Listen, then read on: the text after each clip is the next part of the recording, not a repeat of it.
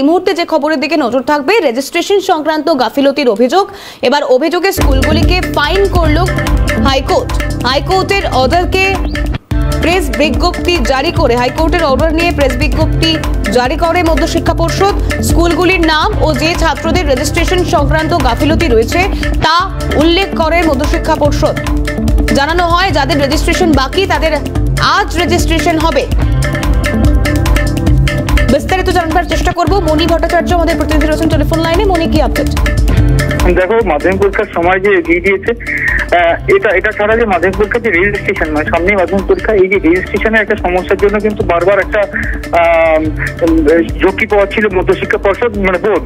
এখন যেটা ঘটনা সেটা হচ্ছে বোর্ড তো কিন্তু একটা মামলা করেছিলেন যেখানে স্কুলগুলোর কিন্তু গাফিলতির অভিযোগ তুলেছিল এবং বলেছিল যে রেজিস্ট্রেশন ঠিকমতো করাচ্ছে না তারা।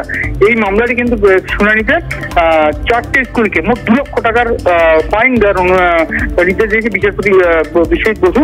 আরো যেটা খবর সেটা প্রত্যেকটি স্কুল, 4টি স্কুল, যে 4টি স্কুলের একটি স্কুলকে 50,000 টাকা জরিমানা, একটি স্কুলকে 1,20,000 টাকা জরিমানা এবং অন্য একটি স্কুলকে 25,000, একটি স্কুলকে 10,000 টাকা। এখন মধ্যশিক্ষা পর্ষদ কিন্তু গতকাল রাতে একটি বিজ্ঞপ্তি জারি করেছে। বিজ্ঞপ্তি করে কিন্তু পরিষ্কার করে দিয়েছে যে 4টি স্কুলের নাম এবং 4টি স্কুলের যে ছাত্রগুলির যে রেজিস্ট্রেশন এখনো করা হয়নি সেই রেজিস্ট্রেশনের নাম, সেই ছাত্রগুলোর নাম সহ সমস্ত কিন্তু ডিটেলস ওই বিজ্ঞপ্তিতে দেওয়া রয়েছে। এবং বিজ্ঞপ্তিতে তারা বলেছে যে আজ অর্থাৎ বৃহস্পতিবারই কিন্তু তারা এই যে গোটা প্রক্রিয়াটা তারা সারতে চাইছে এবং তারপর একটি রিপোর্ট কিন্তু তারা হাইকোর্টে পেশ করবে। তারপরে কিন্তু মাধ্যমিক পরীক্ষার্থীদের রেজিস্ট্রেশন এবং অ্যাডমিট কার্ড পাওয়া যাবে, এমনটাই কিন্তু সূত্রের খবর।